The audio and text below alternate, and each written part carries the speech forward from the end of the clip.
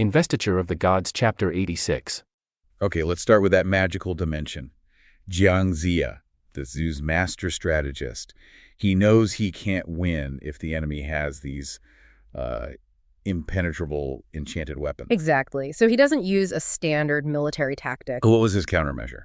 Well, it was ingenious, really. The sources say Ziya created these specific protective talismans, or fu. Fu. And these weren't for attacking, they were purely defensive. He hands them out to his generals with very strict instructions. Which were? They had to be concealed, hidden inside their helmets, or, woven securely into their hair. So it's like a secret magical inoculation. Yep. But what were they guarding against? What was so dangerous? They were guarding against the centerpiece of the pass's entire defense system, a really terrifying weapon known as the White Bone Banner, the Begafon. Right, the Begafon. And this isn't just a flag. Not at all. It had the power to instantly capture or just completely immobilize any enemy general who got too close. So as I realized, the priority wasn't the pass itself. No, the priority was neutralizing the banner. So the order wasn't attack the gate, it was ignore the gate. The mission was explicit. Chase the enemy, make sure you're protected by the Fu, rush past the capture zone, and seize the banner. And then the pass could be taken conventionally. Exactly. Meanwhile, on the other side, you have the Chengkang general, Mianchi. He's riding out supremely confident. He's completely unaware of any of this. The source poem even sets it up so tragically, saying he wasted his loyal heart on a 1,000-year plot, unaware of death approaching. He genuinely expects to just trap the entire zoo leadership. He rides out, literally declaring he will succeed today. He charges in, gets surrounded, manages to stab one zoo general in the shoulder. A small victory. A very small victory, which he uses as cover to retreat right back toward his magic banner, assuming all the generals chasing him are about to become his prisoners. And this is it. This is the crucial moment where the whole strategy comes to a head. It is the pursuing zoo forces, shielded by Ziya's secret talismans, just rush straight past the banner, untouched. So Mianchi is just watching this happen. He's watching his ultimate weapon completely fail, and he's just overcome with horror. He asks, how is this treasure ineffective? And for him, this isn't just a tactical failure, is it? Help us understand the weight of that for him. Oh, it's psychologically devastating, because his mind immediately jumps from military failure to cosmic despair. He doesn't blame the weapon itself. No, he blames heaven. He concludes, this is heaven destroying the state of Chengtang. For him, this is proof that the mandate of heaven, the divine right to rule, has been withdrawn. And in that moment, he knows his dynasty is doomed. It's over, and that realization just breaks him. He flees back into the pass, seals the gates. He's done. Ziya sees this. The key defense of the pass is just gone. But the fall of the magic weapon is one thing. The internal collapse inside the pass is what is just truly shocking. The battle is lost, but the pass is actually secured by betrayal. Exactly. So now the focus shifts inside the walls to two Chengtang marquises, Dengkun and Ruiji, and the key thing is they've already secretly defected to Zhu. So they see Mianchi come back, defeated, distraught. And politically vulnerable. They realize this is their moment. The perfect opportunity to seize control and get rid of anyone who would stand in the way of handing the pass over. But they can't just kill a high-ranking general. They need an excuse, right? Yeah. How do they spin this? They do it with some very swift and very cynical psychological manipulation. Ruiji starts it off, sort of innocently. He feigns curiosity. What does he ask? He asks Mianchi why the banner, which had always worked before, suddenly failed. He's essentially baiting Mianchi into admitting this spiritual, heavenly failure. But it's Dengkun who delivers the killing blow. Yes. Dengkun just cuts through any philosophical talk and goes straight for brutal political slander. He makes this devastating accusation. He claims that Mianchi saw the Zhu forces were too strong and that he intentionally threw the battle. Wait, he accuses him of throwing the fight. He accuses him of fabricating the banner's failure as a way to secretly align with the enemy and, in the source's words, consecrate this pass to them. He frames defeat as high treason. That is just merciless. Taking his despair over the mandate of heaven and twisting it into calculated opportunism. And the speed of it is what's so shocking. Before Mianchi can say a single word to defend himself, he's captured. And executed. Beheaded and his head displayed. The source is really explicit here about the injustice. It laments that his dot of loyal heart turned into a painted cape. Meaning his genuine loyalty was just rendered meaningless by politics. Instantly. He died a loyal man but was branded a traitor. So the defectors have executed the loyalist general to cover their own tracks, but there's still one more obstacle inside the command structure, Hu Yangchun. Correct. He's clearly not in on the conspiracy, so they try to bring him into the fold. They use these very sophisticated political arguments that they use to justify their own treason. Okay, so what's their pitch? They lay out the whole rationale. The Shang King is degenerate. The dynasty's key number, its celestial life force, is obviously exhausted. And they cite the big one. They cite the ironclad rule of dynastic change. He who complies with heaven prospers. He who resists heaven perishes. They're trying to legitimize their coup by appealing to a higher power. They're essentially saying, we're not traitors. We are just observing reason and submitting to the will of heaven. They fully expect Wu Yangchun to be pragmatic and join them. But Wu Yangchun's response is, it's one of the most powerful moments of integrity in the whole source. Oh, it's fierce. He completely rejects their reasoning. He curses them as treacherous dogs and swine. And he doesn't just argue. No, he immediately draws his sword and vows that even if his head is severed, he will never fail the grace of Chengtang. He chooses personal loyalty to his king, no matter how corrupt the king or doomed the dynasty. It's an incredible stand to make, but tragically a very short-lived one. Absolutely. It's 2 against 1, and the troops are loyal to the defectors now. Wu Yangchun attacks, but he's quickly overwhelmed and killed by Ruiji. So that's 2 loyalist generals executed in just a matter of minutes. And that defines the new political order inside the pass. This clash of ideals is what really defines this part of the story. You have the pure personal loyalty of Mianchi and Wu Yangchun versus the pragmatic political loyalty to the mandate of heaven that Deng Kun and Ruiji represent. And what's so fascinating is how the source material treats both sides. It really is. It gives both their due. It respects Wu Yangchun, saying he died for his country to preserve his great integrity. But it ultimately validates the defectors' actions, praising them because they observed reason and submitted to heaven's will. So it respects the honorable death, but rewards the politically savvy move. So, with all the internal opposition just violently removed, the gates of the past swing open. What happens next? How smooth is this transition of power? Well, the first thing Deng Kun and Ruiji do is fully align with the incoming Zhu army. They immediately release 3 imprisoned Zhu generals, including the very important figure Huang Feihu. Yes, and you get that incredible little detail that really reminds you this is a civil war among the elite. Huang Feihu recognizes Deng Kun as his maternal uncle. It just highlights how these dynastic changes are never a clean break. It's all this web of defections and pre-existing family ties. So with the pass secure, Ziya and King Wu enter. The theme shifts pretty quickly from bloodshed to governance. It does. The transition is swift and really textbook. The sources say the locals welcome them with soup and wine, which is that symbolic acceptance of new rule. And what's King Wu's first move? He immediately conducts a census. He checks the households, the official records. He's establishing legitimate administrative authority right away. And only after that does he celebrate. Only after the paperwork is done, essentially. Then he throws a great feast for the soldiers to reward them and celebrate the huge strategic win. The political conquest was solidified in just a few days. But the campaign is far from over. So where does the focus shift now? After a few days of rest and reorganization, Ziya orders the main army to march toward the next major stronghold, Mianchi County. And this introduces a new major adversary, the commander of Mianchi, Jiang Kui. Correct. They're moving on to what they know will be the final difficult phases of the war. But just as they're getting ready to pivot, a new problem arises, a new strategic demand that forces Ziya to split his focus. Yes, a messenger arrives from the Eastern Marquis, Zhang Wenhuan. He's leading a sort of secondary front, and he's urgently requesting reinforcements. This is a critical decision point for Zhu, isn't it? Commit everything to Mianchi or divert forces to help their allies. It is, and Huang Feihu, the general who was just freed, makes a really powerful case for sending aid immediately. What's his argument? He argues that all the other lords are watching Zhu.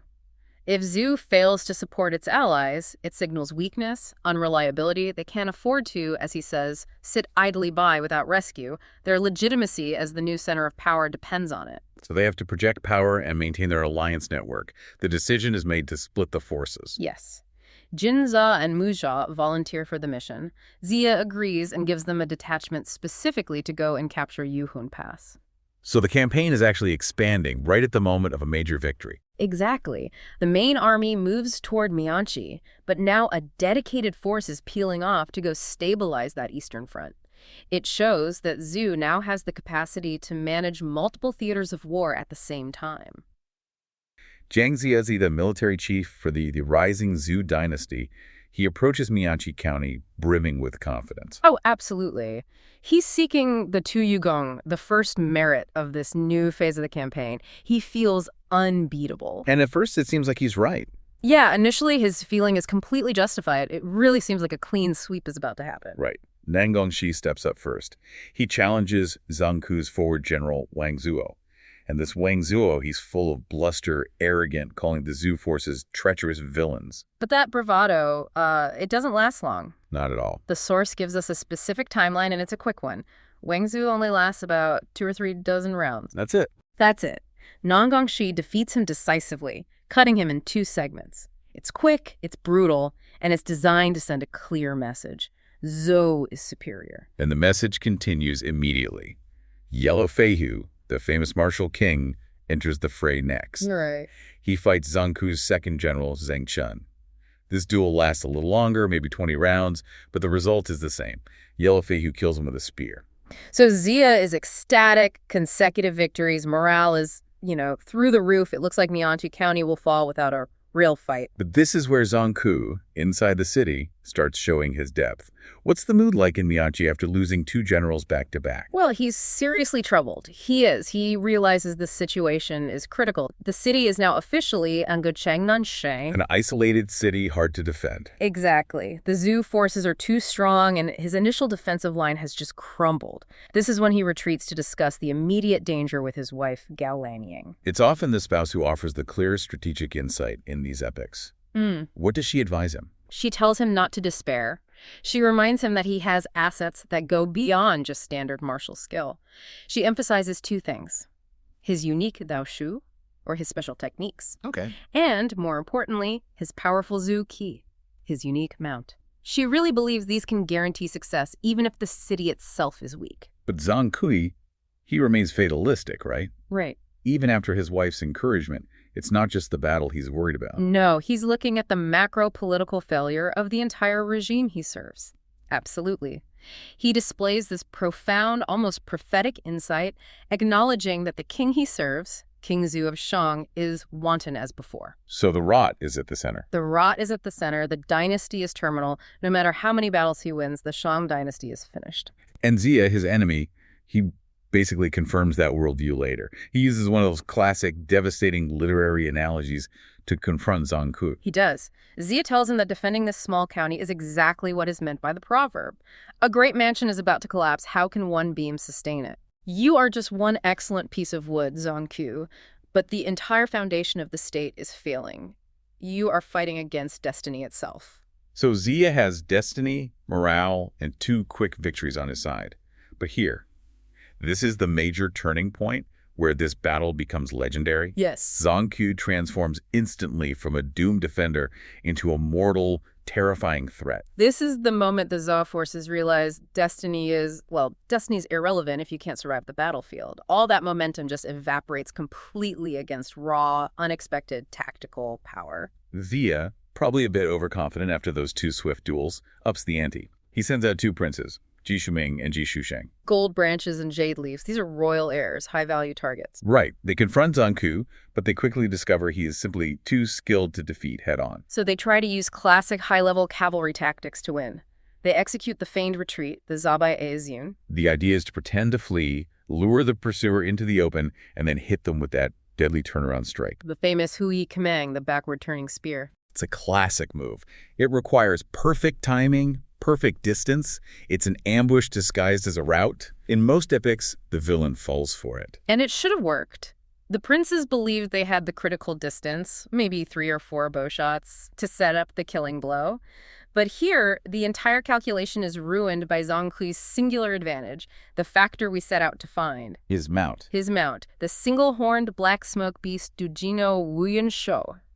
Tell us about this beast. It's not just a fast horse, is it? It's like an immediate, technological advantage. It is the ultimate tactical superiority. The text doesn't just call it fast, it describes it as quick as a god. Wow. It moves like a gust of black smoke, swift as flying clouds and rushing lightning. It's an instant accelerator, and the key is how Zongku controls it. He doesn't even have to use reins or spurs, does he? No. All Zongku has to do is clap the mount's horn. Just a clap. Just a single clap, and that mythical beast covers the distance the princes thought guaranteed their safety in a single instantaneous burst. So the royal brothers, who are in the middle of this complex tactical maneuver, are caught completely Kwashiu Buji unawares. Totally unprepared, their trap becomes their coffin. And the outcome. It's swift and terrifying. Ji Shiming is cut down first by Zongku's knife. And when his brother, Ji Shusheng, turns back in this futile, desperate attempt to save him, he, too, is instantly cut in 2 segments. That is utterly devastating. The loss of 2 royal heirs, the gold branches and jade leaves, just like that. And it's due solely to the incredible supernatural speed of 1 mount. Ziya just lost his tactical momentum and the king's own sons. The entire field must have gone silent. He has no choice. He sounds the gong for a desperate retreat. Zhangku, the defender of the small county, has just claimed the highest-ranking casualties of the entire campaign so far. The technical implications are staggering. Ziya now knows the threat isn't just Zongku's martial skill, which is high, but the sheer fact that traditional cavalry warfare and flanking maneuvers are useless against a mount that operates at, like, teleportation speed. He can't advance, but he can't afford to retreat permanently either. He's stuck. And this is when the source material introduces destiny in the form of necessary reinforcements.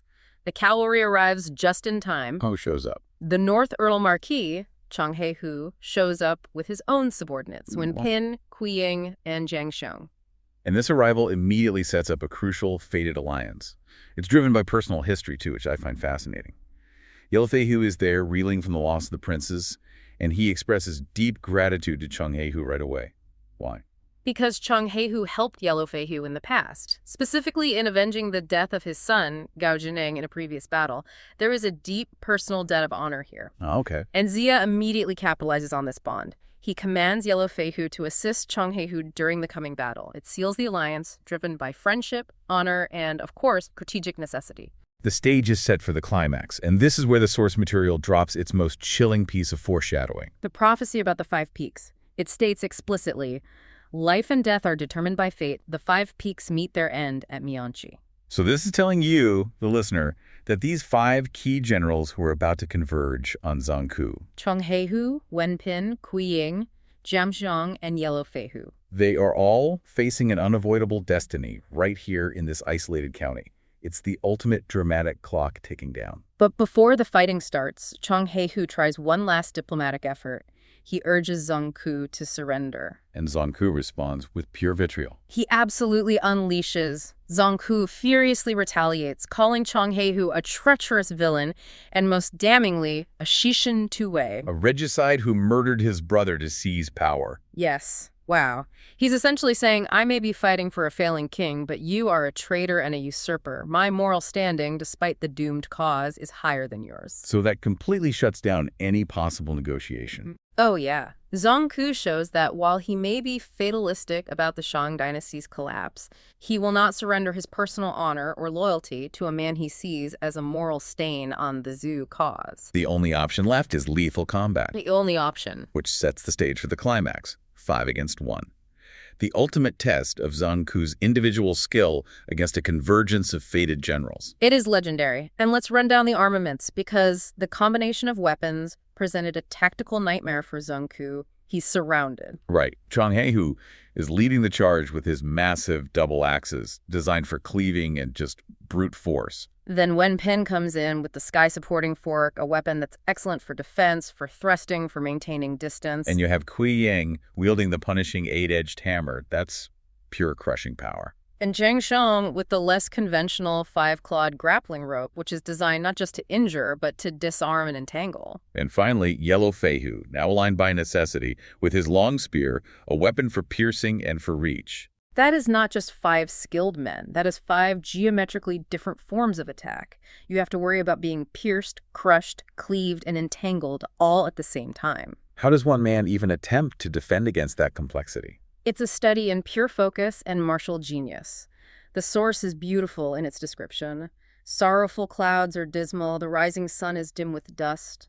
The chaos is immediate, but Zongku manages it. We get these incredible details in the weapon strikes. The axes meeting the knife, ding dang xing liang. Clanging brightly. The fork meeting the knife, yu qi zazi sheng. With a roaring sound. The sound effects alone tell you he is blocking attacks on every plane, almost faster than sound. His defensive skill is immense. He's described as moving like a fierce tiger, skillfully blocking all 5 attacks. And the text says he's sustained by what, exactly? By Chunxi Jingshen. Purely spiritual energy, pure focus. It's his will and his skill alone holding back destiny. This confrontation is so high stakes that the source material gives it an even grander literary title than just the 5 peaks. It does. The text names this legendary defense, this fated moment, 5 peaks meet the 7 killers, confirming that this is the fated battle where great merit is achieved at Mianchi. Yeah, this is a huge reality check for Zhang Ziya's army. It's like everything they thought they knew about fighting, even with high-level magic, was suddenly useless. Completely useless, because they were up against overwhelming speed and this very specialized kind of magic. It really feels like the future of warfare just arrived and made all their best generals obsolete overnight. When your enemy is so fast that your generals are literally being wiped out in seconds, how do you even begin to recover? You can't fight them on their terms. 5 of their best officers, guys like Cheng Heihu and Wen Pin, they ride out to try and capture Zongku. The sources make that very clear. It was just a casualty report unfolding in real time. They tried all the standard moves, right? Surrounding him, faking a retreat. None of it mattered, not even a little bit. Yeah. And the reason comes down to one thing. His horse, the Black Smoke Beast, or Mianchi. We really can't overstate how important this horse is. Oh, absolutely. This isn't just a fast horse. It's a strategic weapon. The text says its speed is like quick as wind. But it's more than that, isn't it? There's the horn. Yes. Zongku taps the horn on its head, and it lets out this burst of black smoke. And that smoke isn't a smoke screen. It's like a teleportation effect. It allows for instant repositioning. So it turns what should be a duel into an assassination. Exactly. When Pin thinks he has him cornered, Zongku taps the horn, poof, black smoke, and suddenly he's behind him. When Pin is cut down instantly. And Cheng Heihu, who's one of their more magically gifted fighters, he doesn't even have time to use his own magic before he's just chopped in 2. In moments, 2 of their best leaders are gone, just because they literally couldn't process the speed of the attack. And just when you think it can't get any worse, his wife, Gao Lanying, joins the fight. Doubling the problem. She brings her own specialized magic to the field with her Sun Moon blades. Her approach is just terrifyingly efficient. She doesn't even try to kill the last 3 generals. No, why bother?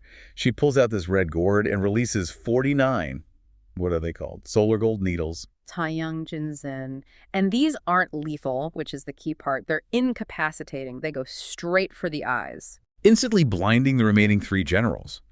She completely neutralizes them, turns them into helpless targets, and then Zongku just finishes the job. It's just a massacre. The coordination of speed and magic is something they have absolutely no answer for. A total tactical collapse. Now, the sources do confirm that these 5 were destined to be honored as the 5 directional emperors, so their loyalty wasn't in vain. But loyalty in the moment couldn't save them. And that failure is what brings Yang Jin into the picture. Zhang Ziya is reeling. He's lost so many, including the loyal Huang Feihu. Yang Jian just shows up on a logistics run, right? Delivering supplies. Yeah, but he gets there just in time to see the desperation. Huang Feihu's brother, Huang Feibiao, rashly charges out for revenge. And is killed just as quickly. And Yang Jin sees this pattern. He sees it's not about bravery. It's about the mechanism of the enemy's power. He's an immortal strategist. He sees past the chaos on the field. He zeroes in on the real target. The horned horse. He knows if he can't get rid of that speed advantage, sending more soldiers out is just suicide. So he challenges Zongku himself. They fight for, about 30 rounds? A respectable duel. But then Yang Jin does something completely insane. He intentionally creates an opening. The text is specific. He sells a flaw. He lets himself get captured. Why would he do that? Because there was no other way. He couldn't get near the horse from the outside. It was too fast. He had to be taken inside the enemy camp. He turned himself into a Trojan horse. Literally. Zongku captures him, drags him back to his tent, and Yang Jin refuses to kneel. So Zongku just has him beheaded on the spot, puts his head on a spike. Imagine being a Zhou soldier, seeing that. Complete demoralization. But it doesn't last long. because the strategic payoff is immediate. As Zanku is celebrating, his stable manager runs in, totally panicked. And he delivers the news. The prized black smoke beast has just dropped dead. Its head just fell right off. And Zanku gets it instantly. He says, "I have fallen for this robe's deceitful trick." Yep. Yang Jin had transformed into something tiny, maybe a fly or a worm, killed the horse from the inside, and let his fake body be executed. Then he just reappears, taunting Zanku, saying, "I killed your horse first, now I'm coming for your donkey head." The primary advantage is gone. The playing field is leveled. Now it's a fight of skill and magic, not impossible speed. It's an incredible move. But Zanku is understandably enraged. Beyond enraged. He's lost his greatest weapon and been totally humiliated. So he challenges Yang Jin again. They fight for another 20 rounds or so, and then this is the part that is just so audacious. Yang Jin does the exact same trick again. He fakes another weakness and lets himself get captured a second time. Zanku must have been thinking, what is going on? He knows a simple beheading won't work this time. So he goes to his wife, Gao Lanning, who's the counter magic expert. And she comes up with a solution, a really gruesome one. Oh, it's horrifying. But it shows you how desperate they are. They have to move beyond physical attacks and into, like, magical defilement to try and contain him. She realizes they have to root him to his physical form, stop him from being able to transform or escape. And she lays out this 3-step ritual. First, they have to pierce his pipagu, the pipe of bone. What does that do exactly? It's a key point in the body for a martial artist. Piercing it basically locks down your physical power. You can't shift your body. You can't generate force. It's a physical anchor. Okay, so that's step 1. What's step 2? Step 2 is the contamination magic. This is where it gets really disgusting. They have to douse him in a mixture of black chicken and black dog blood, mixed with urine and feces. Ugh. Why? What's the magical purpose of that? In this magical system, transformation and spiritual abilities require a certain level of purity. By dousing him in the most impure, silky substances imaginable, they're trying to corrupt his spiritual essence, to trap him. To make it impossible for his spirit to escape. Exactly. And then the final step is to seal him with a powerful magic talisman just to lock it all in place. So they do it. They perform the whole ritual, pour the filth on him, and chop his head off again.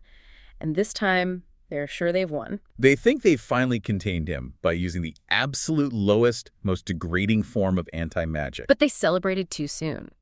And this is where the whole thing shifts from a battle of magic to just devastating psychological warfare. The real depth of Yang Jian's plan is about to be revealed. Zanku and his wife are heading back inside, probably feeling pretty good about themselves, and then a maid comes running out, just weeping, hysterical. And the news she brings just completely shatters Zanku's world. It's an unbelievable twist. The maid says that the very same filthy blood and feces they used on Yang Jin has somehow appeared in his mother's chambers. And poured all over her. The old madam. And the magical effect, redirected by Yang Jin, was instant. Her head fell off. Oh, wow. The exact ritual designed to protect Zanku was turned around and used to kill the one person he loved most in the world. That is just total strategic and emotional devastation. He realizes he's been tricked again, but the cost this time is just immeasurable. He lost his mother because of his own actions. Guided by Yang Jian's hand. That's the key. And Yang Jian returns to camp perfectly calm and explains the whole cold-blooded strategy to Jiang Zi. He says, first killed the horse, then killed the mother. And then he explains the reason.